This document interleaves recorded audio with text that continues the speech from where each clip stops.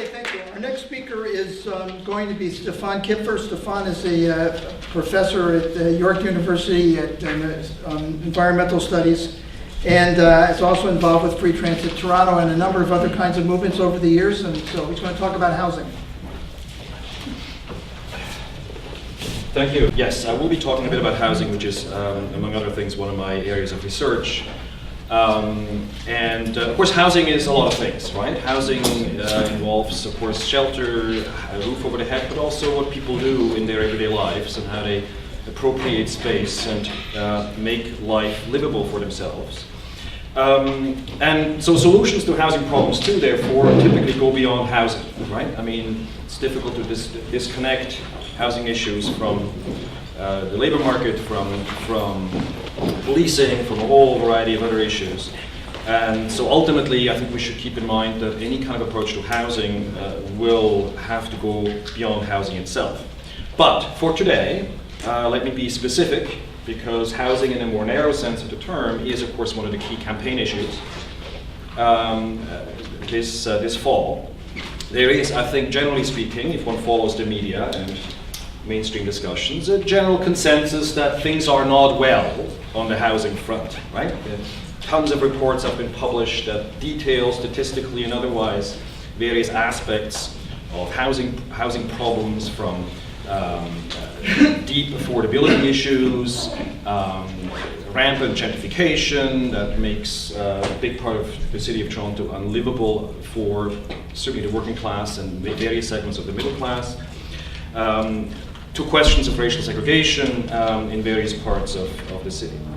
So I don't want to go into some of those issues, except to point to one obvious problem, which is that whereas there is a broad consensus that housing is not doing well in the city, there is no consensus about why that may be and what to do about it. Or I should be more specific, I think there is one particular approach to analyzing the problems and providing solutions that is much more dominant than others. The dominant approach to looking at explaining and addressing housing problems is a supply-side approach that essentially suggests, in classical and neoclassical economic terms, that housing problems arise because there's not enough private market housing built.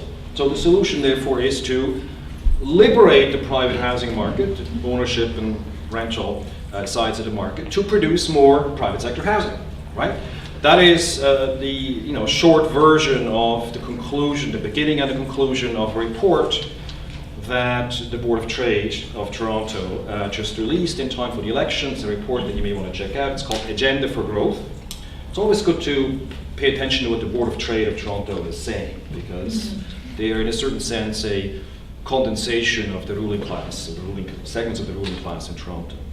So in that report, the Board of Trade suggests, yes, we should build more private sector housing, and everything should be done to reduce, if not eliminate, the regulations and conditions imposed upon private market housing, on the private sector housing market, from rent control to planning regulations to Section 37 agreements and so on. The solution is to make the so-called free housing market freer than it already is. Now, this kind of approach is largely what also informs the platforms of the two main candidates, mayoral candidates, Jennifer Keesmaat and John Tory. They disagree about housing targets, 40,000 Tory, 100,000 in 10 years for Keesmaat. They disagree a bit over the degree to which one should talk about rental housing as opposed to ownership housing. They differ in a minor way over whether private sector housing production should include a measure of what's called inclusionary zoning, that is to say, certain targets for loosely defined affordable housing, not social housing, mind you, but not over-expensive housing in private sector developments. So there is a broad consensus by the candidates that are leading the debate in Toronto. And one of the problems with these approaches, as well as with the Board of Trade analysis, is that building housing is not like baking pies, and it is not like buying and selling bicycles. Housing, private sector housing, is never just about building housing units for the purpose of housing people.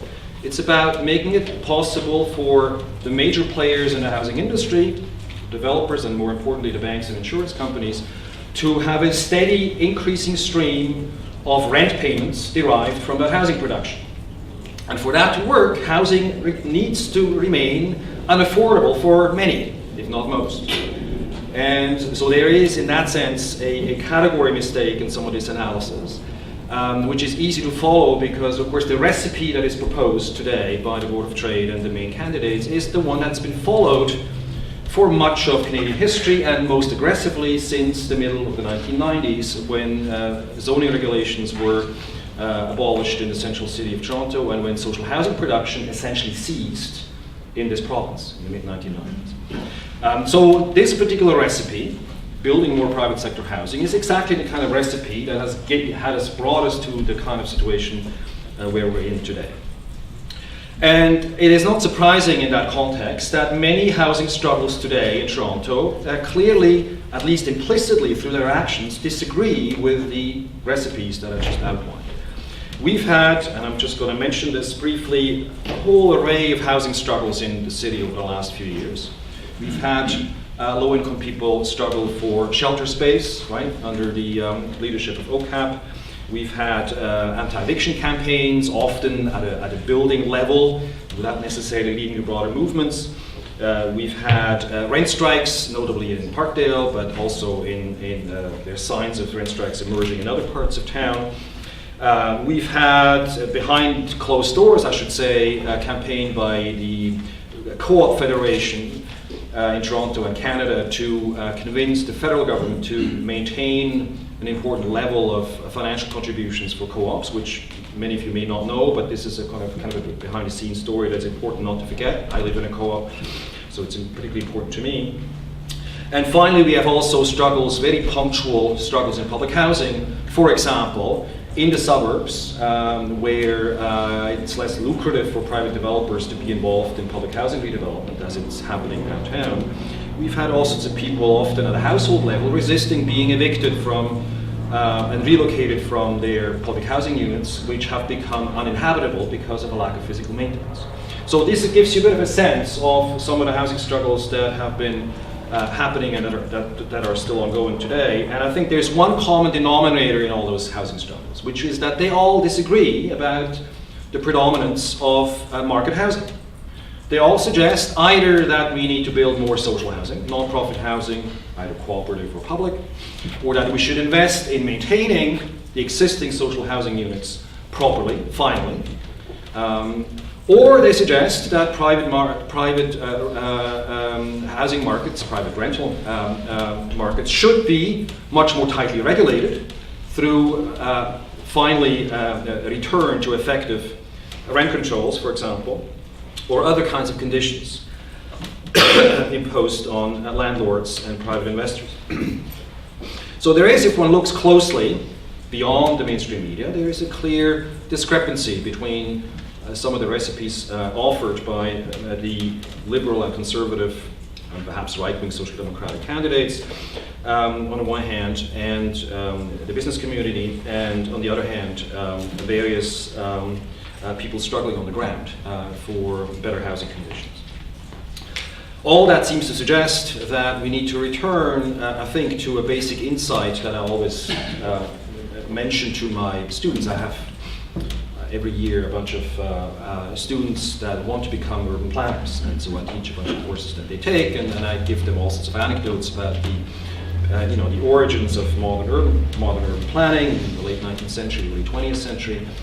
And at that time, certainly in England, parts of Europe, and even among circles in North America, there was this sense that housing problems and good planning generally involves public ownership of land. That involves a very important measure of investment in non-profit housing. Canada never went very far down that road, but at least we did have a period from the 1940s until the 1990s where some of this was happening at a small scale, comparatively small scale. And I do think, without going back to some of those notions, I think to think that we can address the various deep chronic problems that we face in housing is utopia, is a pipe dream, is being unrealistic, is not facing reality. Thanks.